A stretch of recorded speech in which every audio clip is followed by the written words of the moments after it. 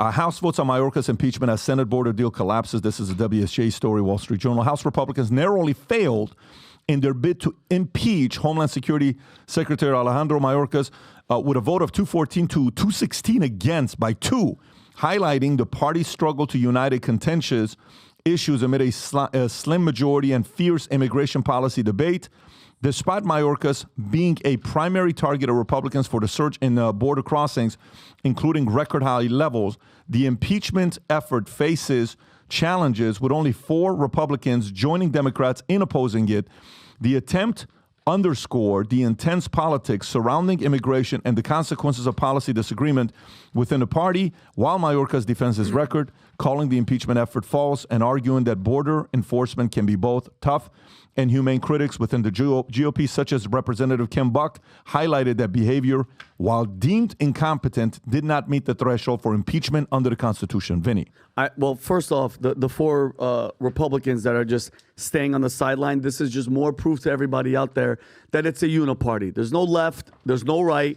This guy, Mayorkas, the bureaucrat, has done the worst job of securing our most important thing, which is our border. He is let in by the end of this administration.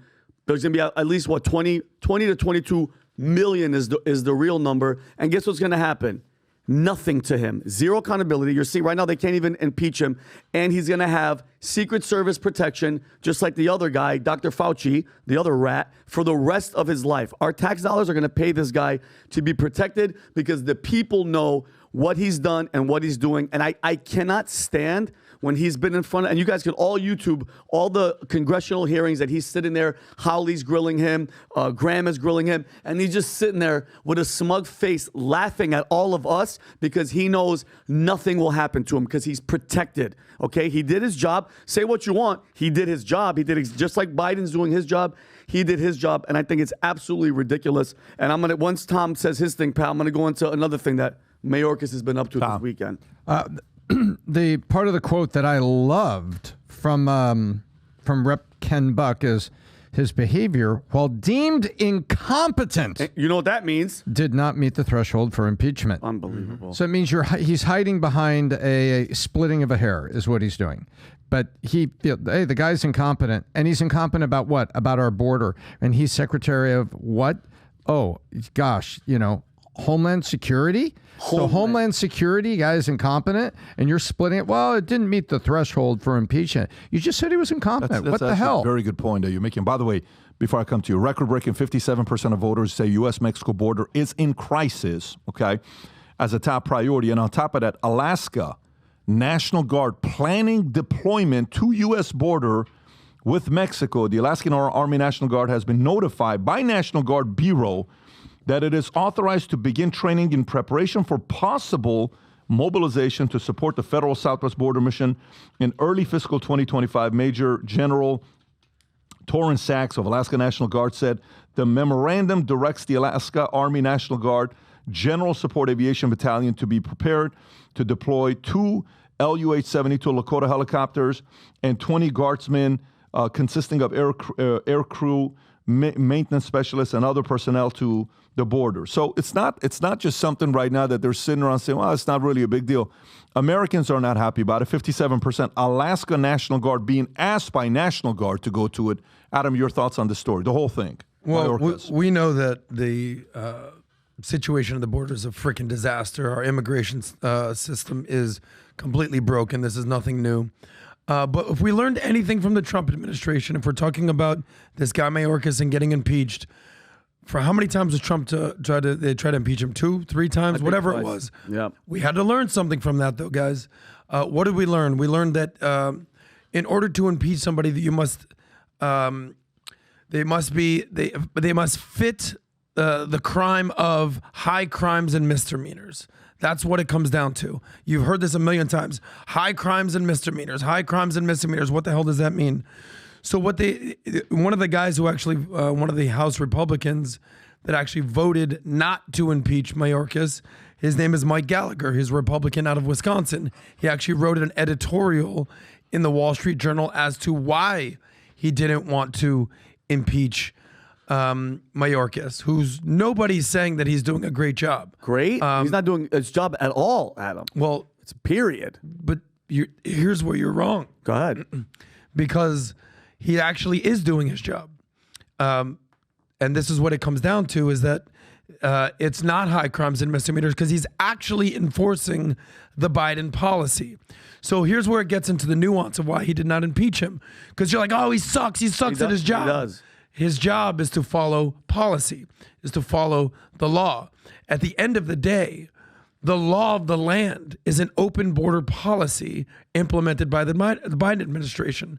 So the biggest person that we should be yelling at, that we should be, shouting our fists at in the air is not Mayorkas. He's actually following the policy. He could quit, Adam. It is Biden. If he has a conscience and a soul, he should quit. Listen, hold on a second. Yep. Because he's been with Biden since the beginning, where he was sitting in Congress, and there's a famous speech where Biden's like, hey, bring everybody in. He goes, I want everybody to be of Eastern European stock, and Mayorkas is sitting in there smiling with him. But just another fun fact, I want everybody to know this. The Eagle Pass, where those thousands and thousands were coming every single day. Of course. And the government was suing, that Biden, fist in there, Biden was suing them to take it down. Guess what? Since the barbed wire's been up, it went from a couple thousand. Guess how many has been crossing since then? 3.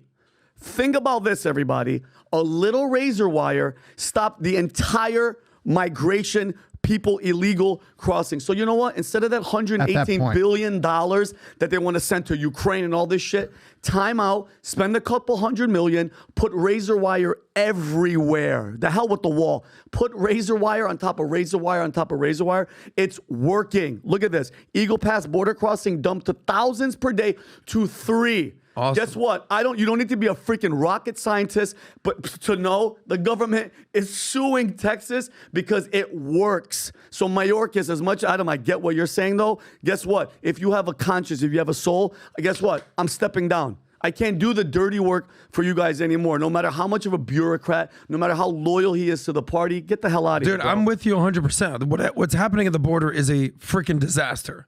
I'm just giving you the rationale from the Republican congressperson why he did not vote to impeach him. He basically said, they used a term that I've never heard before called maladministration, basically bad policy. Mm-hmm. So can you impeach somebody from bad policy? Essentially, no. You can call them an idiot. You can call them a moron. You can basically say you're a bad person, but you're actually followed the law, which is ridiculous and redundant at this point. But you're right. Now, shout out to Governor Abbott, because basically he has nationalized what's happening in Texas. Now the people in New York, you see Eric Adams comparing himself to Jesus at this point. You see what's going on there. He's shipping him off to Chicago, sanctuary cities. This is the #1 issue in America right now. It's no longer inflation. And the only problem is it's not going to be solved. Why? Because Donald Trump doesn't want them to solve it right now, because this is a campaign issue. This is the biggest campaign issue for him. This is what's going to allow him to say, I told you so.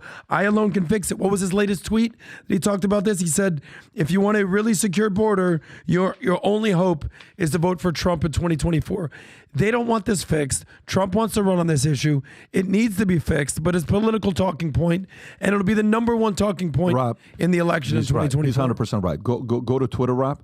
Go to Twitter. I fully agree with what he's saying here. So me? Yeah, of course. Zoom in. So zoom in, go to the bottom one right there. Click on that one right there, that tweet. So I tweeted this yesterday. Republicans got pissed saying, why are you giving a strategy? I'm like, this is exactly. So watch it. Why call it a border bill when 20 out of 118 is going to the southern border? Meanwhile, over 50% is going to Ukraine, 60 billion. Just call it the Ukraine bill. By the way, tip to Democrats. This is where I want to go to. Who really want to be Trump in 2024. Watch this. A 6-7-step program. Actually use 100% of it towards protecting the bill. It'll shock the Republicans. #2, suspend all asylum and immigrants coming to America for the rest of 2024. #3, build even a bigger ball with the 118 billion to make it nearly impossible to cross. #4, double down on Border Patrol and actually arrest those who disrespect America.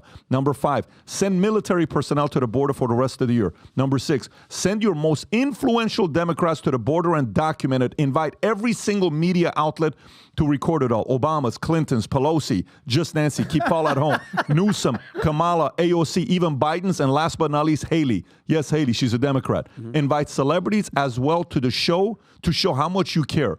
I have 3 other items. I'm not going to cover those 3. If you do that, you'll actually show the people you're putting America first instead of Ukraine. The question is, will you do it?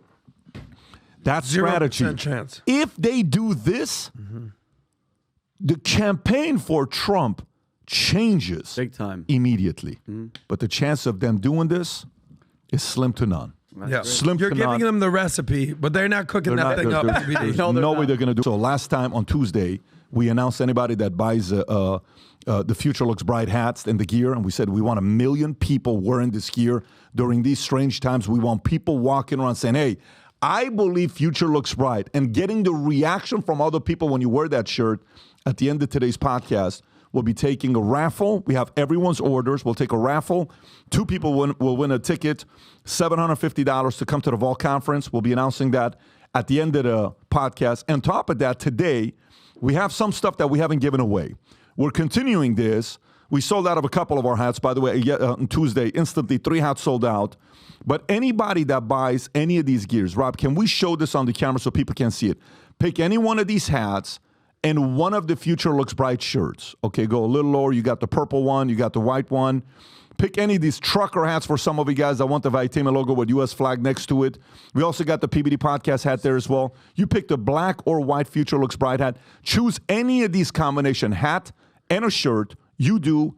Next week, what we're doing is we'll be giving away one of the Ryan Garcia signed gloves, a Trevor Bauer signed ball, and 5 signed Choose Your Enemies Wisely live next Tuesday at the end of the podcast. So if you like this clip and you want to watch another one, click right here. And if you want to watch the entire podcast, click right here.